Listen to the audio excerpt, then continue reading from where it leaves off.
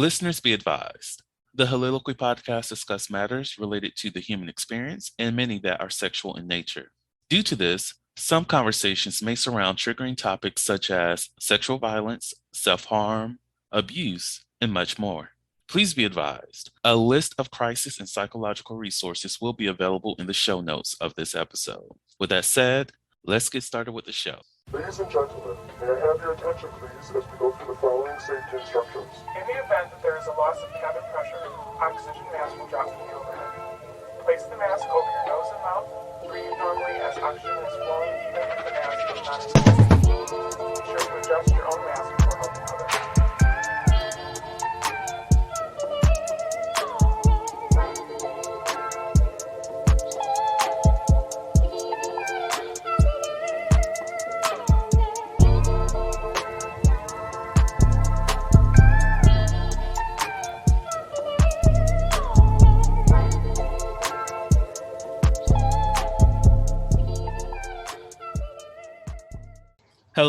Hello, everyone. Welcome to the Soliloquy podcast, where we step out and speak on sexuality. This is your favorite host, Vernon T. Scott, also known as Slaytor Jackson, and for you freaky motherfuckers out there, Sebastian Adams. On today's episode, we are getting nasty and freaky and kinky. We're talking about kinks, y'all. And to join me with this conversation, I have Chance to back onto the podcast. How are you doing today, good sir?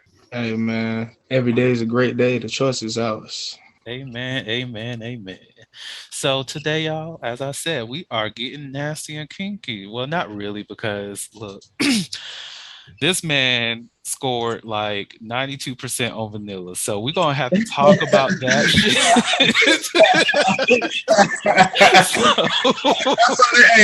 I saw the results. Oh, man, he finna goddamn fuck.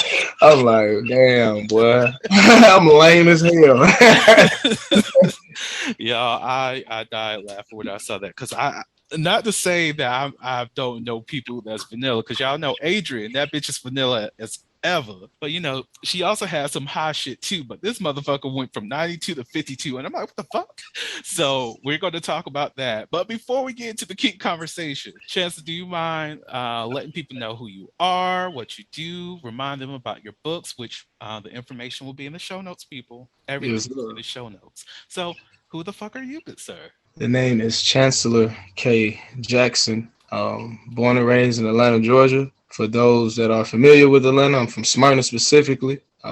Just a down-to-earth, humble, natural born leader, encourager, motivator, influencer, educator, enlightener, a sage, a nurturer, a God amongst men. Pretty much a breath of fresh air that everybody needs. But enough of that. I played football vast majority of my life, throughout high school and college as well. Down at Stetson University, go Hatters. Hatters matter.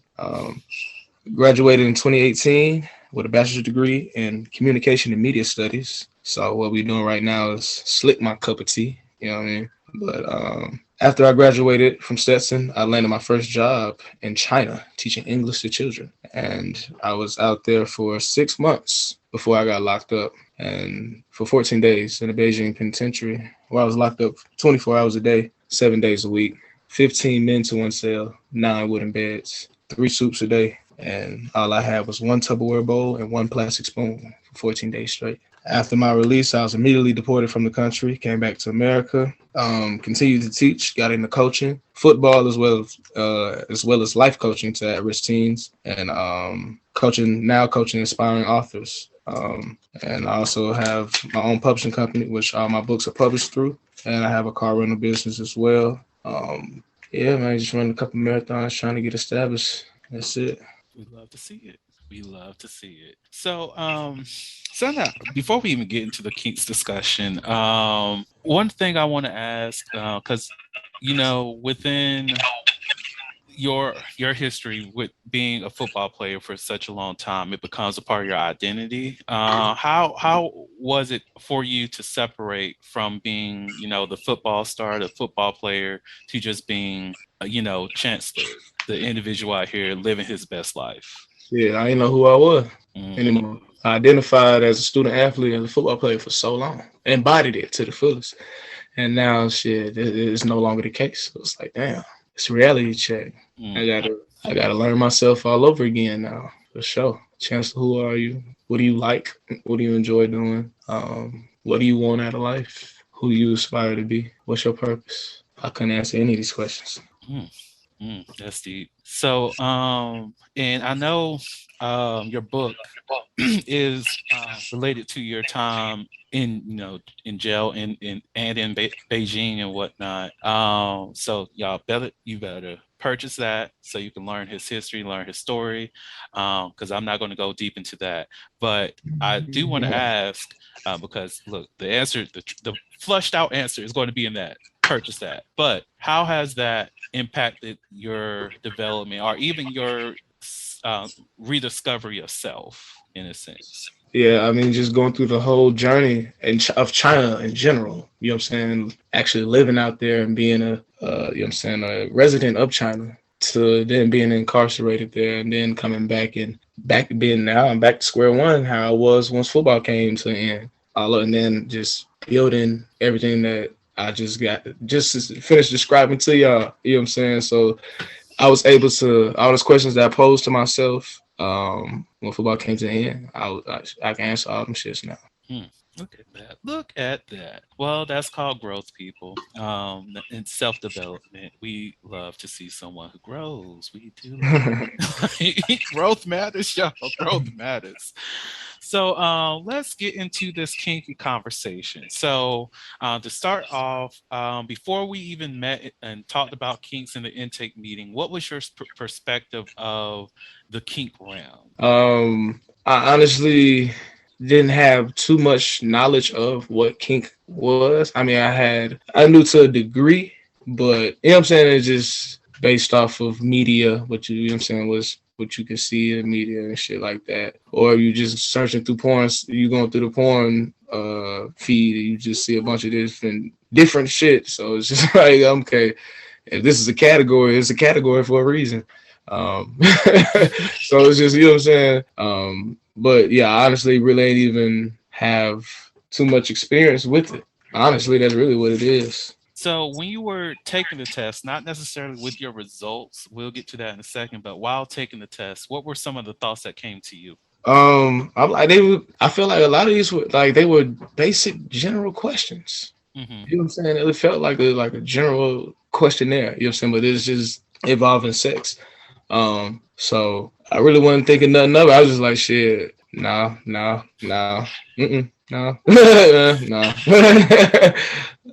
Some of them thought about it. Some of them like had to ponder on, or you know what I'm saying. I couldn't sit and tell you which ones it was. You know what I'm saying. I definitely don't forget, but it didn't take me long to do the test at all, though. It didn't take me long to do it. So how do you feel now that you have those results and you have 92% vanilla? And what does that mean to you?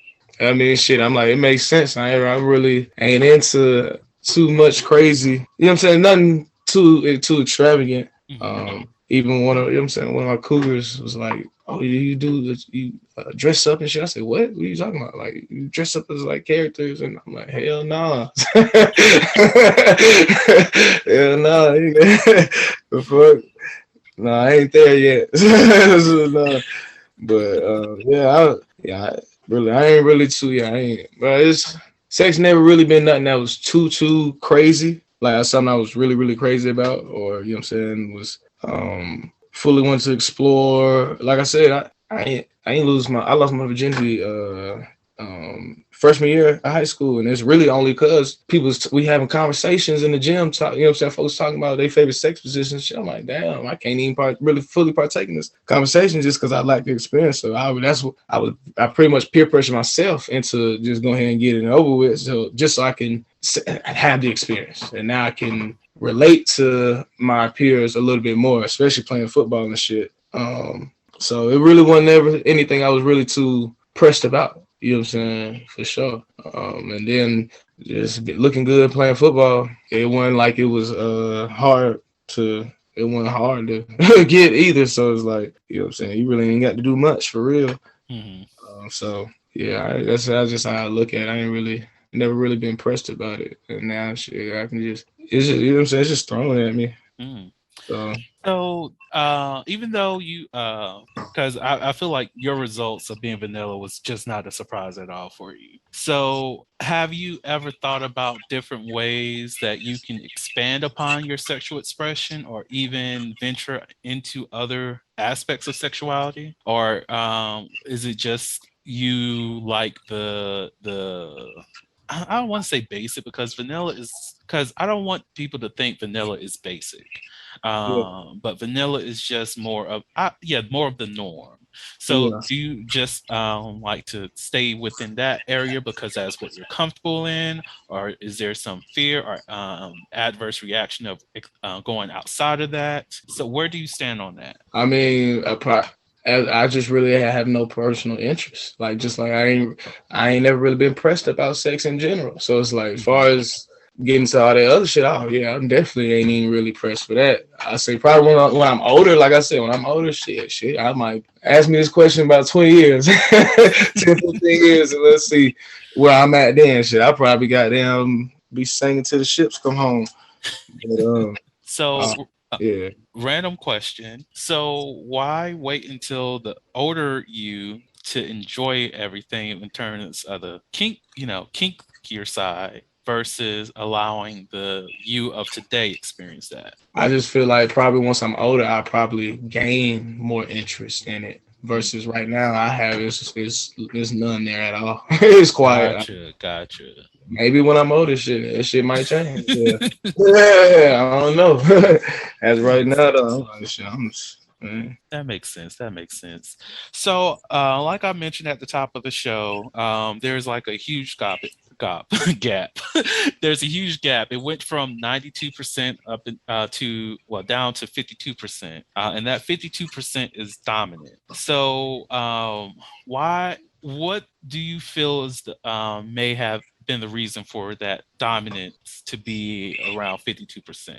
Not saying that it's low or anything, just like compared to everything else, why do you feel as though that is something that's a little bit higher up on the list? Shit. I just feel like what's the it really just depend on the situation and the really circumstance between the two partners for real. But like this your partner, you know what I'm saying? Like why wouldn't you want your partner to goddamn please you? Mm. Why wouldn't you want them to goddamn, you know what I'm saying, perform and goddamn do all that? Why wouldn't you want that? The Holiloquy podcast focuses on the variability of sexual expression. When it comes to sexual expression, we often depend on pornography to illustrate how one must perform sexually. For those who have not learned this by now, the stuff you see in porn is not real. Pornography provides a singular perspective of sexual expression that is not often the reality we see during our own sexual encounters. The Holiloquy podcast is a conversation that takes you outside of the compressed box of what many know about sex. Some of the topics we discuss includes kinks, condom usage, status disclosure, and past sexual experiences. The Holiloquy podcast steps out on sexual norms and recognizes that the norm is not the only normal. Subscribe today and join the conversation. Why wouldn't you want them to goddamn, you know what I'm saying, perform and goddamn do all that? Why wouldn't you want that? And vice versa. You know what I'm saying? Why wouldn't you want that? Like, Mhm. but you just like I don't know. That's now if it's on the other hand, like this is some female you just done met at the bar or something. Okay, then for sure. Then some one night stand shit for sure. It is what it is. But as far as on a more romantic tip, why not serve each other? I get that. So it's interesting that you say that because your dominant and submissive are relatively close because your submissive is right under that 42%. But the way that you just describe how you'll be willing to, let your partner be more dominant and, just that equal exchange of power in a sense, that connects more with Switch, and it's interesting because Switch is at like 25% on your results. So would you say that you like that mutual power dynamic within the relationship, or do you feel as though you want to be more dominant within your relationship, but willing to submit whenever the time might come up. I'm a team player. Hmm. I play football. I know how to work with other people. I grew up with brothers. I know how to, share and, live amongst other people. I was raised by a woman, a god, for real. So I know how to, and I'm a leader myself, most importantly. And to be a great leader, you got to know when to fall back sometime and let somebody else take the lead. You don't know every motherfucking thing. You know what I'm saying? For sure. Sometimes you gotta know when to. It sounds of a good leader to me. Knowing when to goddamn be the student sometime or be the soldier. All right, for sure.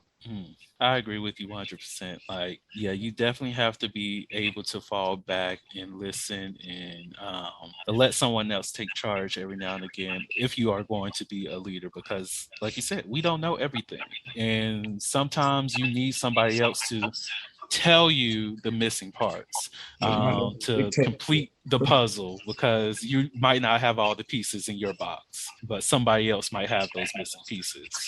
If not, they call that shit a dictatorship. Exactly. And I will say, I feel like a lot of people mistakenly fall into a relationship where it is a dictatorship rather than a mutual partnership. Oh yeah, yeah. And like, I will forever preach, I guess is the right word, that people should be in a relationship of mutual respect. And I get like those people who, want to live that traditional Western role of the man being the dominant of the house and he be the head of the household and whatnot. I get that. But I also feel as though if that household doesn't have respect, then it's not a household built on a strong foundation. You know me. Attitude reflects leadership. Amen to that. So, a question I have for you in terms of like just who you are sexually. Is it that the reason why you have not explored anything on the kink side is because you are waiting for somebody who's worthy of, worth the time of exploring, or is just right now you're just opposed to it all? Shit. Probably might be that right person. I mean, I used to tell my, I used to have a saying back in the day, telling all my partners, like, hey, bro, every female is on go. She might not be on go for you, but she on go for somebody. You know what I'm saying? And that shit can apply to anybody. Everybody on go. Mm-hmm. You know what I'm saying? It just might take that one person. I agree with that. Because it's like, for me, I know there's certain things that I'm not going to do with anybody outside of like a committed relationship. Even when it comes to like, because I have a regular, I might explore some kink stuff with him, but I'm not going to do all the kinky shit with this mofo because we're not in a committed relationship that's actually built on building a foundation. Is more of the sexual side of things. It's about the fun aspect. But like within a relationship or with someone that I trust a lot more, not to say I don't trust that mofo, because I do trust him, but it's like if I know this is something that I know that we can explore on a deeper level as we develop who we are together, who we want to be for each other, then I'm more open to bringing out the whips, bringing out the cuffs, bringing out all the shits, all the random shits to enjoy our sexual experiences together. That's not something that is available to just a random motherfucker out here on these streets. Oh me. Well, unless you just like that. True that. Well, you like Quagmire from Family Guy. Quagmire was like that, boy. That nigga talk about kinky.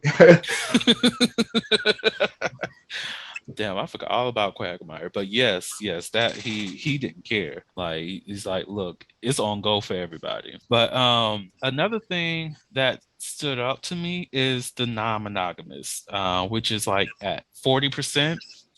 So what to you, how do you feel about including outside partners into a sexual experience, or are you more on that traditional my partner, we're just going to be one-on-one going throughout this lived experience? and be happy just with each other, or is there a window of opportunity for a outside factor to come into the space? Because that 40% is like, it seems like there's a possibility. Yeah, I'm open to it. Definitely just because, like I said, I don't ran trains with partners. You know what I'm saying? I didn't watch my roommates fuck. I done goddamn had a fuck off with one of my roommates. Goddamn. So it's like I've been in the same space with people having intercourse. So it's like, or intercourse taking place. So it's just like, it ain't nothing that is too taboo for me. So definitely goddamn bringing in a partner or bringing in somebody else here, yeah, for shit show. What the hell is a fuck off? So look, I had my girl in my bed. My partner had a female in his bed. And so shit, we started fucking around the same time. We saw who's gonna last the longest, who's gonna go the longest, and they blew us out the water. Oh my goodness. Oh my goodness. Nigga, me and my girl, we done left, got something to eat, came back, nigga. They still in there going crazy. I'm like, oh my Lord, these folks in here it's hot. These folks in here going crazy. So you out here having a whole ass fuck off and allowing people to believe that you're 92% vanilla. Hey, it's 8%. That 8%.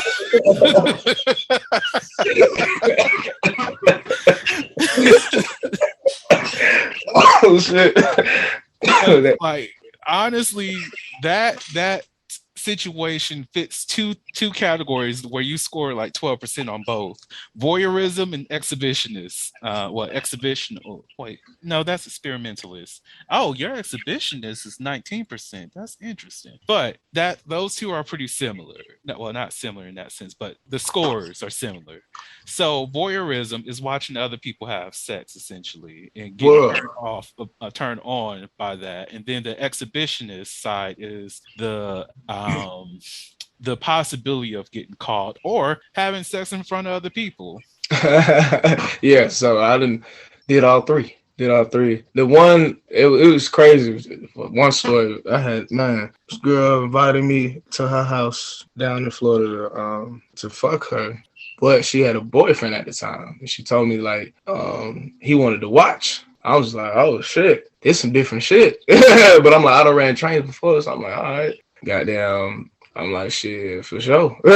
So that nigga bought us food, he bought food, he bought liquor, he bought the weed, he bought everything. So goddamn, and then we just getting faded and we just getting to know each other. This is my first time. I know her, of course, because you know what I'm saying. I know her because we went to school, but this is my first time meeting cuz. And it's so crazy. This nigga was so motherfucking cool ass dude. I'm talking about conscious, fucking woke like a motherfucker. Like, I'm like, this shit is crazy. And it and it's crazy because all three of us goddamn are educators too. So I'm just like, bro, what the fuck is going on right now? Like, this shit is so crazy, bro. Then this shit finna happen. So we go inside, goddamn. We just sitting there chilling. I'm on my phone and she's laying on the bed, like sitting up against the headboard. He's sitting down on the floor on the beanbag. I'm just sitting on the bed. I'm just on my phone, texting somebody or some shit, doing something. And she texted me. She's like, lay back. So I'm like, oh shit, I already know what time it is. So I lay back, goddamn. She started giving me head, goddamn. And I'm trying to get hard. But it's not really going. So I'm trying to close my eyes and shit, trying to focus on other shit, trying to think of other, you know what I'm saying, other scenarios or whatever. And goddamn, I'm feeling, you know what I'm saying, I'm starting to get hard a little bit more. And goddamn, I open my eyes and I, you know what I'm saying, just look through the crease between, you know what I'm saying, her head going up and down from my body. So looking within that space, this nigga down in the beanbag, like, I see this nigga like duck, you know what I'm saying, down in the beanbag with his hands in his pants. I'm like, oh shit, this nigga. So I'm like, all right. So I throw the rubber on. Goddamn, I'm semi-hard. I throw the rubber on. I try to slide in her, trying to get it back hard. It's not going. I'm like, shit, hey, but this shit over. I can't do this shit. I can't do it. So she said, she called buddy name. You're up. and just, you know what I'm saying, went and jumped on the beanbag, and they just started doing 69 right then and there. I was like, bro, what the fuck is going on? I'm like, what is going on, buddy? I'm like, niggas ain't gonna believe this story for it. So they just doing 69 and shit. And so I'm just sitting there, I'm just laying on the bed. I'm just sitting there laying on the bed just watching. And they just going and going. I'm like, all right. Then I started getting, I got on my phone and I started doing whatever. And then shit. And I passed out, woke up, got down. She in the living room eating. That nigga, he had he had to go to dinner with his parents afterwards. So so he went out to eat with his parents. So I was just like, damn, bro. I'm like, damn, what happened? Just like, shit, we fucked like 4 times. Shit, we was asleep, goddamn. So after we fucked, shit, we smoked, and then shit, he went to go eat with his parents. I'm like, damn, that shit crazy. So your experience within that situation, would you say that was pleasurable or not at all? It was just an experience, honestly. Not pleasurable. I couldn't even get up. I couldn't even get up. But I was like, yeah, can't even do it. So, because this is me leaning into my coach side. Oh my gosh, I shouldn't be. But would you say that was it more of a performance anxiety that was coming on you, or was it just a lack of intimacy that was playing a role there, or was it just a level of discomfort of being in that space that just like compared to you like running trains on other on women versus that particular situation? Like what was different? It's different when we running a train on the bed versus a nigga just watching you. Just, you know what I'm saying?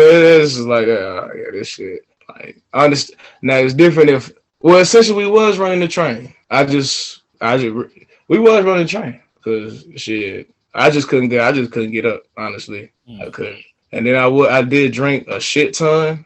So beforehand, and we smoked. So I was like, yeah, I think I was too faded. Makes sense. Too faded. So, I was drunk. Even though this is not a drunk sex episode, because we do have one of those coming up sometime, but one thing that I always like, most definitely back when I was in higher ed and doing housing and whatnot, I was talking to students, and they'll mention how they're incorporating drugs and alcohol in their sexual experience and whatnot. And one of the things I always let them know is like, you don't know how those things will impact you sexually.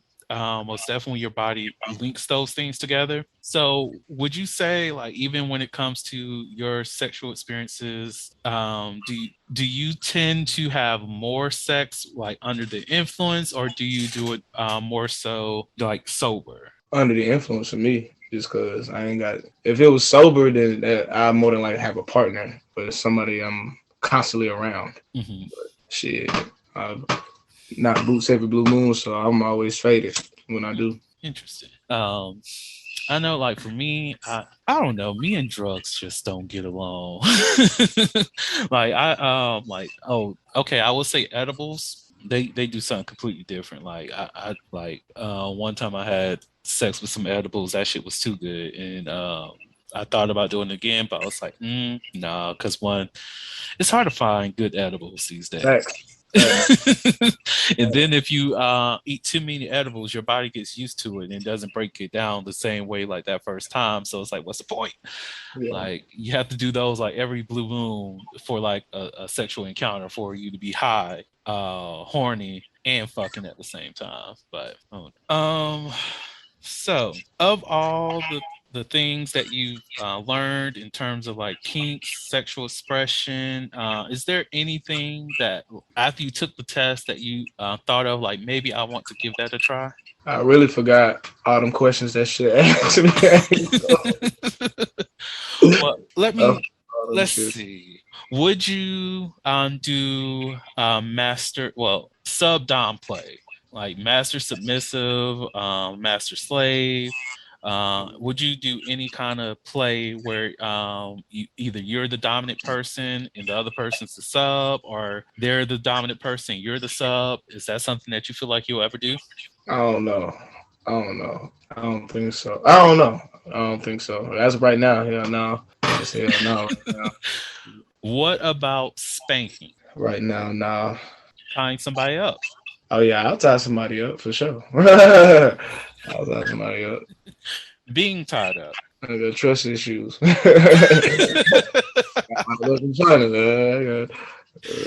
You know, that is like the main reason why a lot of people are not into being tied up or having to do with anything with like handcuffs is because of trust issues. Hey, nah, that's completely vulnerable. That's a vulnerable state. Is that a scary place to be?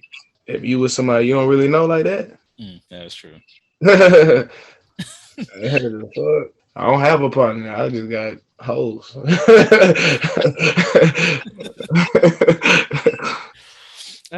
So, with your hoes, are any of them people that you do allow yourself to be vulnerable with, or you just keep them more at a distance? I won't be completely vulnerable, but as far as if you just interested in knowing shit, I ain't got no problem tell you. I ain't got no problem tell you no shit. Mm-hmm. I get asked questions regularly. I'm used to that, so it's like shit for sure. You interested? I got plenty of answers for you. But shit, as far as being vulnerable, shit, no, I don't need nothing from you like that. Gotcha. So more of if they ask, you would tell, but you would never release it on your own free will. Hell no, Is there a fear in that? not at all. Like I said, you asked for sure. But shit, I just going blah blah blah blah. I don't know. Leave curious. Mm-hmm. I would say to sum up your results. I would say a lot of it is just. I want to say that I feel as though that you want to explore things a lot more, but you are comfortable within your current zone, and that shelter that it provides is all you need in this moment. So because of that, you pretty much don't want to explore more through be it nervousness or I have to say probably just not wanting to let another person down within that sexual experience. Like when it comes to role play, what if I mess up? What if I screw up the vibe? Not wanting to be that person. Whether you say that's pretty accurate? I'll just say, man, I don't know. I ain't really pressed about it. Mm-hmm. I ain't really tripping. But maybe, like I said, if I have a partner and it's serious and it's long, then shit, options is endless. Yeah. So this is off the hinges a little bit. What is your sexual expression like for yourself? Because I ask it that way because I know, like even like with sex toys, men's sex toys always focus on how we can use that on our partners rather than just sex toys that's just focused on men's pleasure alone, other than something that just jacks the dude off. There's not too much that just focus on how a man can please himself in a way. So what is your sexual expression like for yourself? Really just masturbating, plain Jane. That's it, very vanilla. Have you ever thought about incorporating toys into your masturbation? Hell no. Hell no. Why you say hell no? I gotta spend money on that.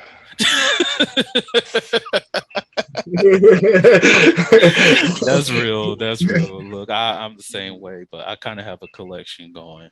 Like,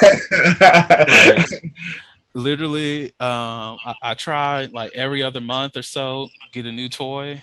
I was a part of this program where I was getting like free toys, but they kind of got like scammy after a while, so fuck them.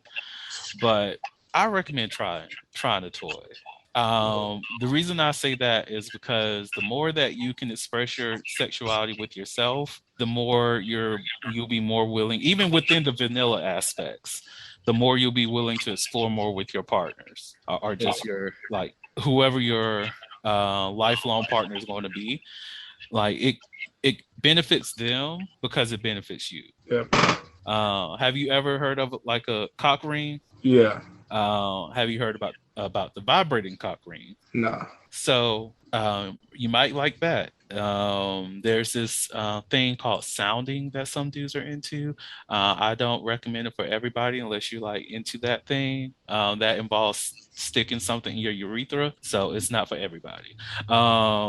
There's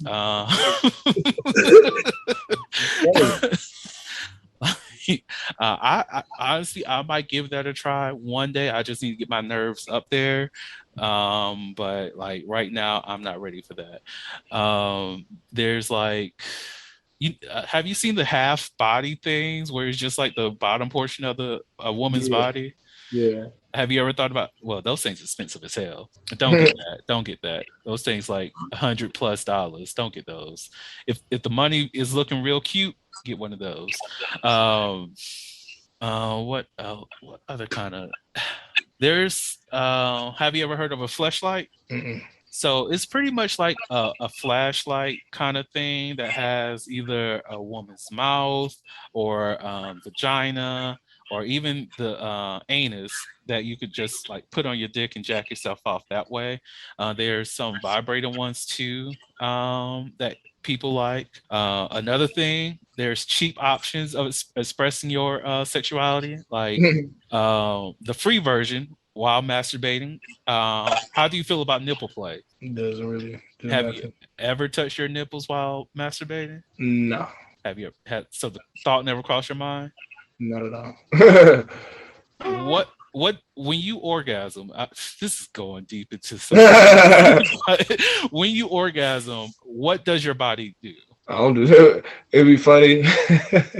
I'll be fucking bitches. Bitches be like, I don't even know you come because you don't do nothing. You don't say nothing. You don't make no noise. You know what I'm saying? You just stop it and now you know what I'm saying. That just be it.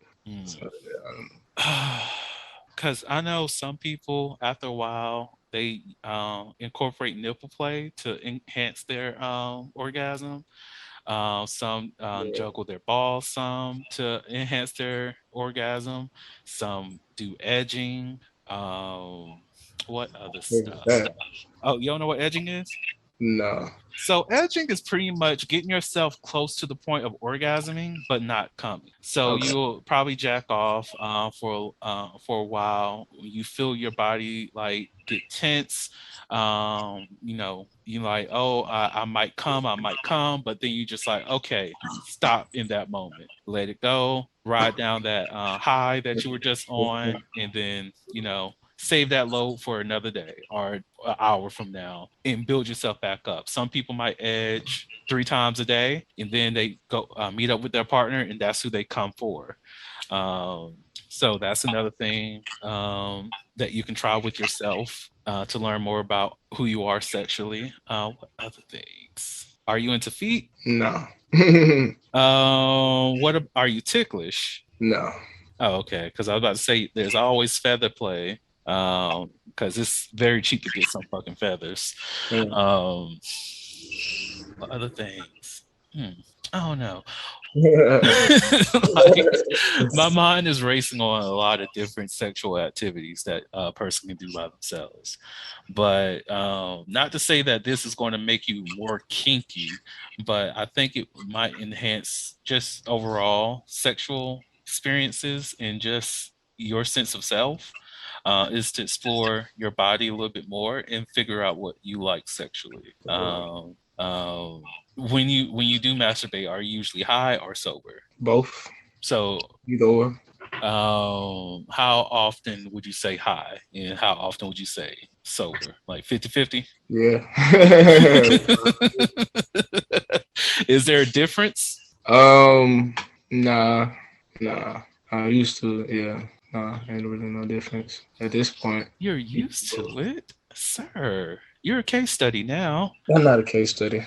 Yes, you are. You are. That means it's time for you to not smoke while masturbating. It'll make a difference. It will make a difference. Like after a week or so, this is not saying stop smoking, but masturbating while high. Like it will make a difference. Like after a week, then after a month, it'll be different. For sure. Challenge accepted. Let me know how that turns out for you. But like it really does make a huge difference. Like whenever you get to a point where it literally does feel the same, that means that your body is very accustomed to it. So you have to get it to be unaccustomed to that sensation matched with sex. Because after a while, it becomes numbing rather than pleasurable.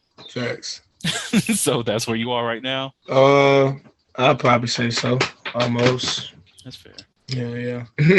So before we, get into the never have I ever stuff, what is going to be your first task in yourself, your exploration of yourself? Edging. Oh, you just gonna go straight into edging? Well, do you? Do you? Ain't nothing wrong with it. Something I'm gonna do. I actually promised you I would send my book to you during the intake meeting, and I forgot. Now I remember. I'm going to send that to you, but I'm going to send you something else. I have a journal. It's the Sexual Exploration Journal. Also going to be linked in the show notes for y'all people to get. But I send that to you. There's like a printed version, so you don't have to worry about purchasing anything. You can just print it out at home.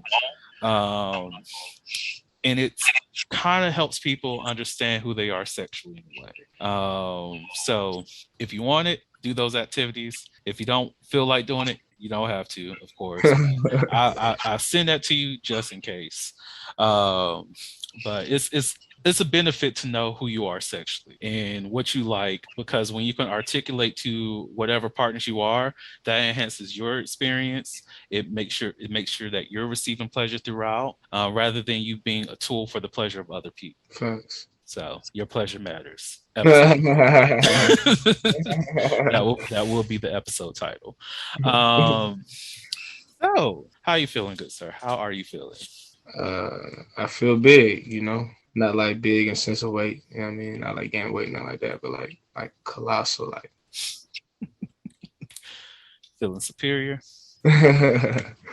So you ready for some never have I ever? They do it. Never have I ever done a body shot. Oh, that's when you look at us off of somebody's body. Yeah, either there's like a shot glass on their body and you drink that off of them, or you take a shot off their navel, or somebody takes shots off of you. Yeah, I don't think I haven't done that. Sir, you have not explored. You have not explored. I have not done that. I thought you did when you was talking about you had this voyeurism and exhibitionist experience. You have not explored. How have you not had? I'm joking.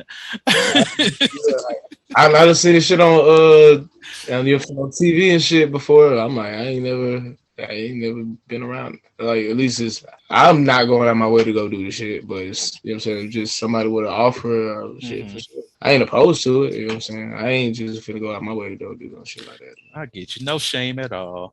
I will say I have done that. It's pretty fun. It's a nice experience. Definitely recommend if you do end up in a situation where the opportunity comes up, take advantage of the opportunity. Enjoy. I won't even be surprised it come too. So another one. Never have I ever had a sexual fantasy come true. Yeah, I would say. Would that be like me fantasizing about fucking a girl, then I actually fuck her? Yeah, that counts. All right, for sure then. Hell yeah. Was that a good experience? I had that shit happen multiple times. I'd say I've had a couple fantasies that actually did come true. Now, the ones that I really, really wanted to come true still have not happened, and I hate that for myself. But at least the ones that did happen, they were all right. Nothing to like, oh yeah, that happened. Nothing to celebrate. It was all right. Would I revisit? Hell no. But yeah. Would you like a sex question? Let's do it. What dirty thoughts did you have this week, and did you do anything about them? Dirty thoughts. Other than just being horny and shit, just masturbating. That's about it. I think I really didn't have any dirty thoughts this past week. Because I just been like so busy doing some other shit. I'm telling you. But like usually if I am like having dirty thoughts and I'm getting horny or whatever, and if I'm not looking on an app to find an available body or reaching out to my regular, I usually just go to sleep real like unless I have my freak Twitter account open, because that thing leads me to jacking off. But like if that's closed and I'm not really looking at that phone at all, no, I just be like, you know what, this is a good TV show. It's I'm not looking at this shit. Try again tomorrow. essentially. Whew, okay, so I say that's the end of this episode. Chancellor, again, thank you so much for coming on to the podcast. I truly appreciate you. Do you have any last words or thoughts or anything like that you want to share with the audience? I gotta pose a question, and y'all ain't gotta answer. You just reflect on it. If is where you are right now, like along your journey, you know what I'm saying, everything you're doing, are you chasing a dream or are you fulfilling your purpose? Alrighty, y'all better answer that. Reflect on it, where you stand. On that note, thank you all so much for listening to the Holistically podcast, where we step out and speak on sexuality. Just in case no one else told you this today, you are beautiful, you are worthy of happiness and joy, you are enough and then some. You may not live up to the expectations of others, but that is okay. You are only required to walk in your own shoes. May each day you live lead you towards abundance. With that said, love you all and see you next episode. Bye.